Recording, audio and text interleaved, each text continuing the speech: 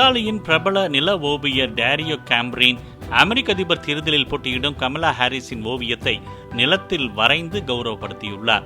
அமெரிக்க முன்னாள் அதிபர்கள் Obama, Trump மற்றும் போப் பிரான்சிஸ் ஆகியோரின் படங்களை ஏற்கனவே நிலத்தில் வரைந்து பிரபலமான டேரியோ கேம்ப்ரின் நிலத்தின் மேற்பகுதி காய்ந்தும் கீழ்ப்பகுதி ஈரமாகவும் இருக்குமாறு பயன்படுத்தி டிராக்டர் மூலம் உழுது கமலா ஹாரிஸின் ஓவியத்தை வரைந்ததாக கூறியுள்ளார்.